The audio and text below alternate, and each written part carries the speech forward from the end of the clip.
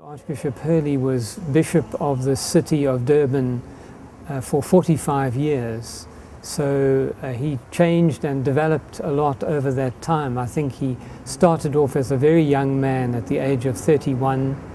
He didn't know a lot about the problems of this city and of this country, but he gradually exposed himself to what was happening, and it had a profound effect upon him. And he began to see more and more clearly that he should oppose apartheid and he should help the church to do that. And part of that vision was to work with other churches, not just the Catholic Church, but other churches like the Anglicans and the Methodists and the Congregational Church and the Presbyterians and so on, because together they could be much stronger than divided. And so he established Diaconia, and here you are in the center which is known as the Diaconia Center. And the purpose of Diaconia was to help the churches to be involved in the struggle for justice. Not to do that work on behalf of the church, but to show the church ways in which it could make a contribution to bringing about a better society for all the people of South Africa. And as time went by, so he became more and more concerned also that the church should reach out to people of other faiths, all the great faiths that are represented here in Durban, Muslim, Hindu and Jewish faiths. And he wanted to see the church involved in working with them as well. Wherever we could do things together, he felt we should do things together with them.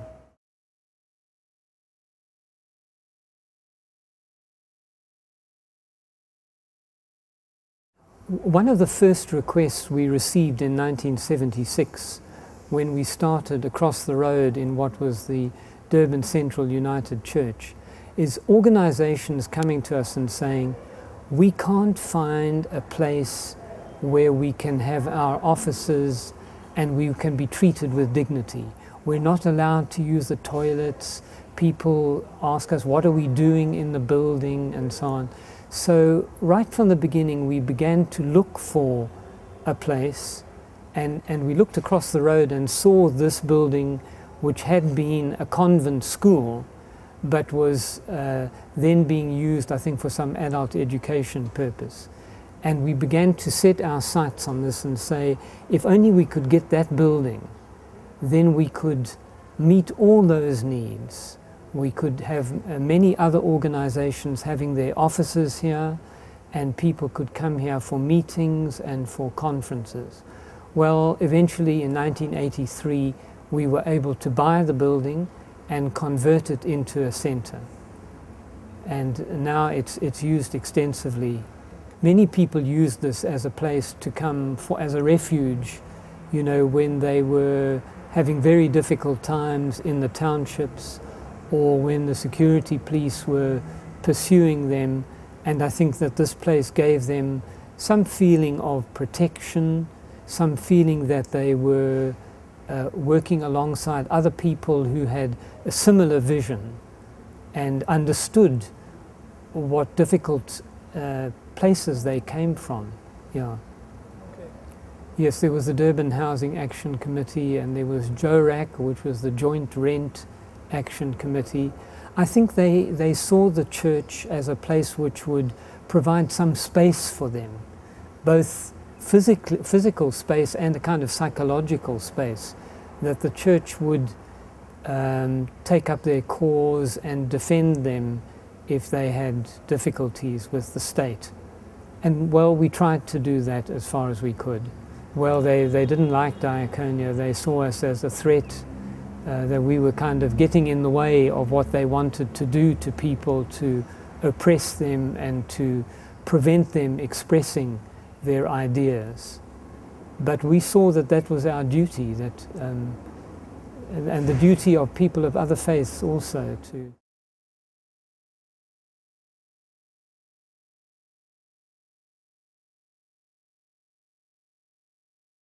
Well, you know, we were constantly under the scrutiny of the security police, following us, opening our letters, bugging the telephones, detaining some of the staff.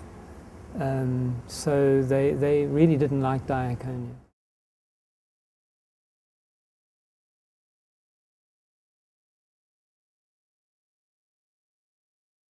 Well, he was always very ready, you know, if we asked him to come to meetings or to help people, like workers on strike or workers involved in a boycott. He would give a lot of financial help to people, and he would also be prepared to defend them, you know, to take their part whenever he could. He retired at the age of about 76, 77, I think, and he chose to go to Emmanuel Cathedral, which is quite close by here, and for the last 10 years of his active ministry, he was the parish priest there in that very big and difficult parish, situated in a very poor area with thousands of people passing through it every day on their way to work, on their way to the markets. But he felt at home there, and he felt that he was there with the people and that he could make a contribution, even though he was quite old. Yes, well, of course, Emmanuel Cathedral is right next door to the Juma Masjid, which is the largest mosque, I think, in the southern hemisphere. And he was very happy to be there. He would sometimes in the very early morning, I've been told by people from the mosque, he would go across there, you know, at 5 or 6 o'clock in the morning and sit in the mosque and listen to the people chanting from the Quran. And he felt that this was a way to say to people there that we are really one with you, and that he did not like the difficult relationships, you know, between the Muslim and Christian faith, and he wanted to see a new period in which we would try to work together much more. Well, he wanted to see a country that would create abundant life for all its citizens. He found it very difficult that there was so much poverty. You know, even after 1994, he was living there in the midst of great poverty, and he really liked the RDP program. Remember, the Reconstruction and Development Program. He thought that was a program that the church could really support, and he gave a lot of backing to it. But he was disappointed when we got the GEAR program, because he thought this isn't really the way to go. He was really quite worried about that program. Well, I think he would hope that organizations like Diaconia would keep going, because there are many things still to be done. There's the whole issue of AIDS. There's the issue of economic justice. There are people who have been wounded by the violence of apartheid, the violent political conflict that we had here in the 80s and 90s. And there's a great need to deepen our democracy. And he would be saying to the church and to people of faith, keep going. You are still needed. Make your contribution.